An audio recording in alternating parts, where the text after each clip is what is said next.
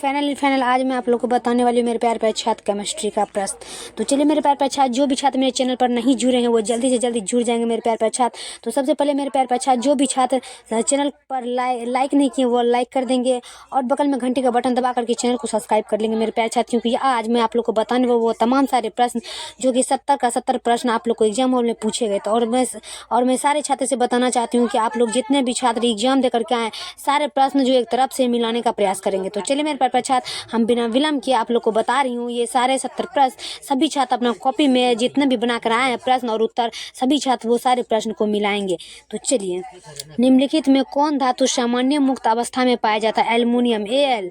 क्या कि एल्युमिनियम। निम्नलिखित में कौन धातु सामान्य मुक्त अवस्था में पाया जाता है? तो एल्युमिनियम। ऑप्शन नंबर सी लगाएंगे। चलिए नेक्स्ट नंबर देख लेते हैं हम दूसरा का, कि निम्नलिखित में कौन कथन सत्य? सभी खनिज अयस्क होते हैं। क्या होगा? सभी खनिज अयस्क होते हैं। सभी मेरे प्यारे छात्र को पता होगा कि हम सारे प्रश्न बता चुके हैं।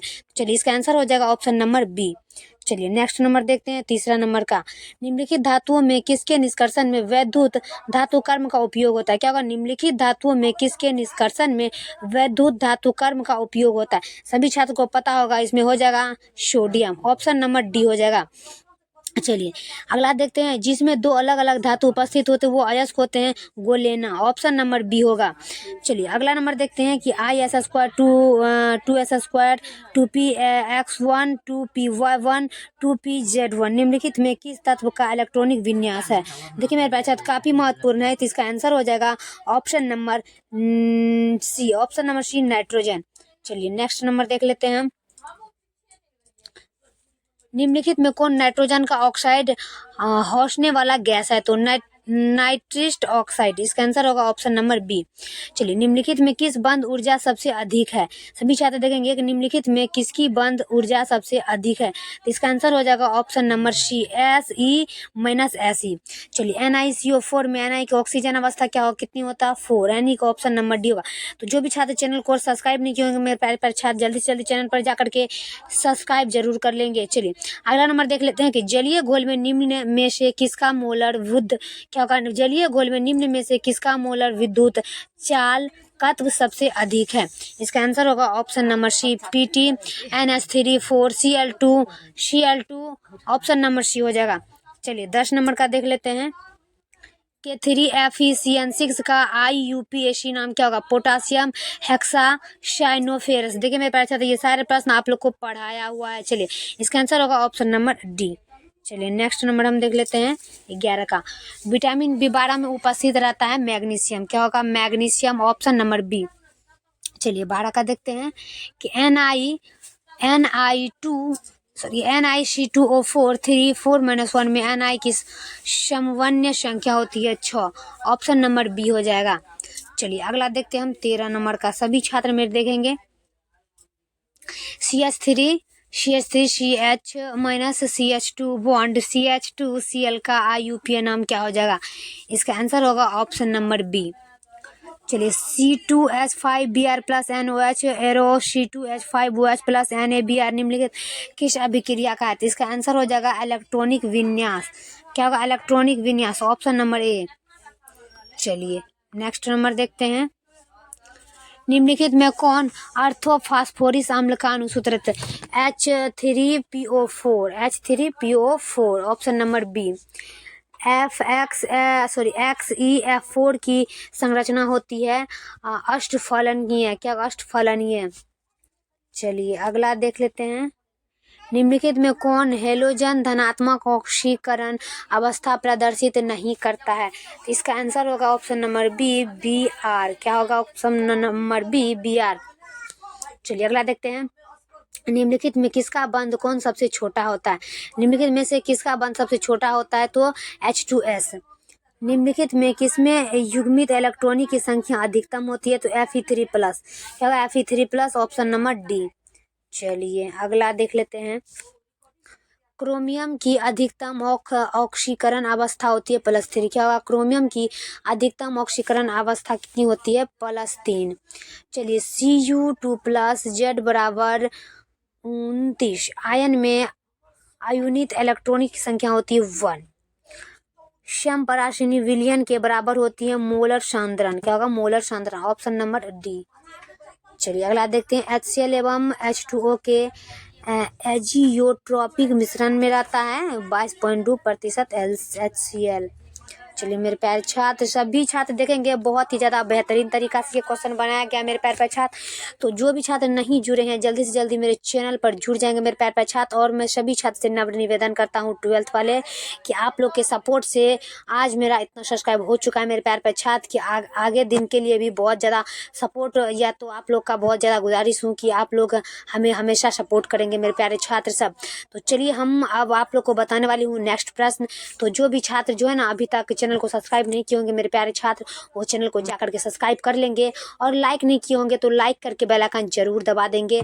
और ज़्यादा से ज़्यादा मेरे प्यारे छात्र इस वीडियो को शेयर जरूर करेंगे क्योंकि प्रश्न बहुत ही ज़्यादा ताकतवर होने वाला है। क्योंकि ये सारे प्रश्न आप लोग को एग्जाम में पूछे थे वो सारे प्रश्न है और इसमें 70 ऑब्जेक्टिव है। तो सभी छात्र मिलाएंगे कि 70 ऑब्जेक्टिव में आपका कितना सही है।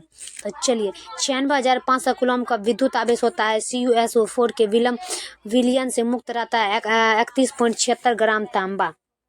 Option number B. चलिए चाल तत्व शेल का सेल स्थिरांक होता है 1/A। चलिए नेक्स्ट नंबर देख लेते हैं 26 का। Shell ZiSO4 bond CuSO4 bond Cu का विद्युत वाहक बल 1.1 वोल्ट है। तो कैथोड होता है Cu कॉपर। चलिए मेरे प्यारे छात्र नेक्स्ट नंबर देखते हैं। आयनीकरण का सिद्धांत किसने दिया? आयनीकरण का सिद्धांत किसने दिया? सभी छात्रों को पता होगा मेरे प्यार पे। आयनीकरण का सिद्धांत दिया रदरफोर्ड निक हॉक्समैन। तो इसका आंसर हो जाएगा ऑप्शन नंबर सी ओस्टावंड। किसी पदार्थ की अभिक्रिया की दर निर्भर करती है सक्रिय मात्रा पर। निम्नलिखित में किस एल्किल हैलाइड का जलांश SN1 क्रिया के द्वारा होता है? इसका आंसर होगा ऑप्शन नंबर डी। चलिए अगला देखते हैं। वही देखिए मेरे पास एक प्रश्न बार बार आ रहा है तो हम इसे आगू करके आप लोग को बता देते हैं। ये रहा देख लीजिए, आ रहा है बार बार तो हम इसे आगे करके बता रहे हैं। देखिए बहुत ही ज़्यादा आ चुका है, देखिए कितना ज़्यादा आ गया था। चलिए अब नेक्स्ट नंबर हम यहाँ से देखते हैं। क्लोरोफॉर्म जिंक और जल के द्वारा अवकरण से बनता है। क्लोरोफॉर्म सभी छात्रों को पता होगा क्लोरोफॉर्म जिंक से बनता है। तो एथिनील, एसिटिलीन, एथेन, मेथेन। तो इसका आंसर होगा एसिटिलीन। चलिए जब एथिल ब्रोमाइड की अभिक्रिया शुष्क सिल्वर ऑक्साइड से कराई जाती है तब क्या बनता है? तो क्या होगा? सिल्वर की बात हो रही है मेरे पास। अच्छा तो आइथरेट एथर। चलिए नेक्स्ट नंबर देखते हैं। ल्यूकास अभिकर्मक होता है आनद्र CaCl2 एवं साद्र HCl। Option number A.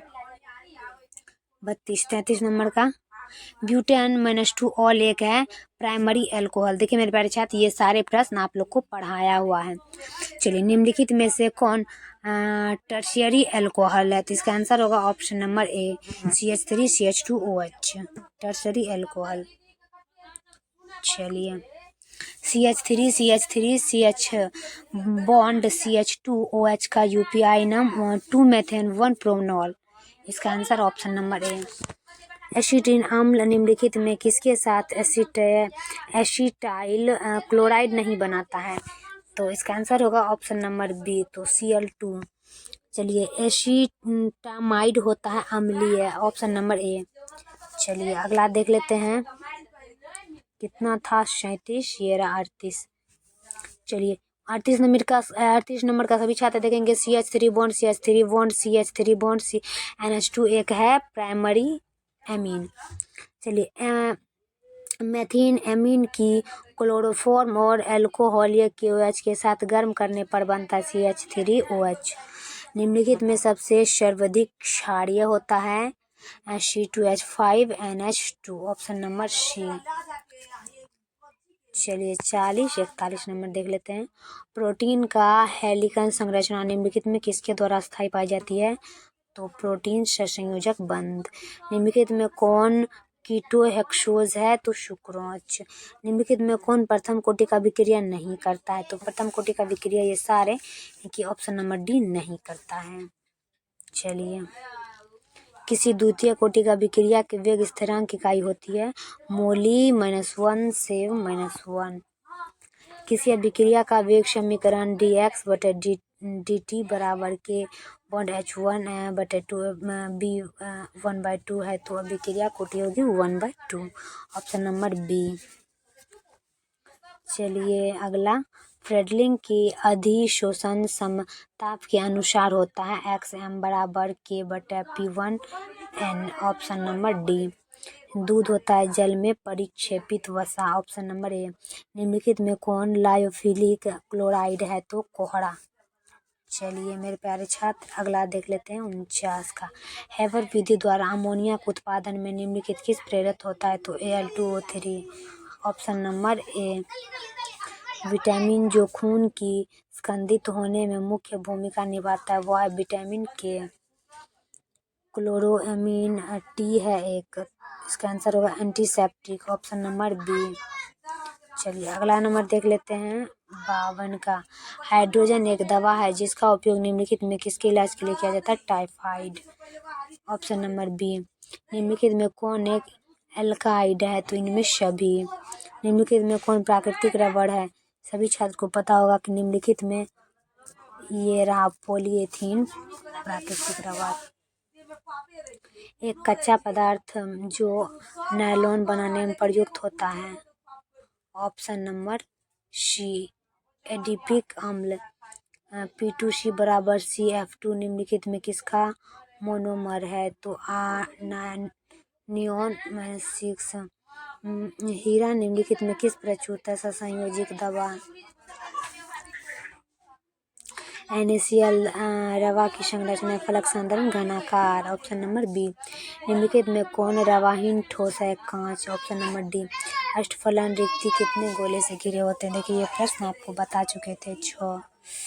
चलिए अगला देख लेते हैं। किसी विलयन के सौंदर्य को व्यक्त करने का कौन सा तरीका तापमान करता है, मोलता। Option number D.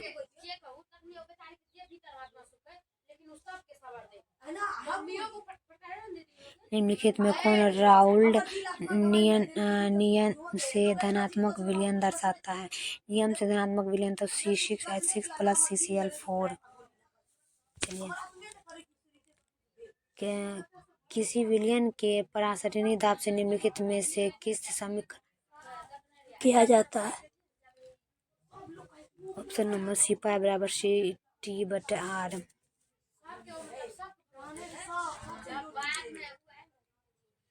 निम्नलिखित में किसकी अभिक्रिया एल्कीन हैलाइड से कराने पर ईथर बनता है,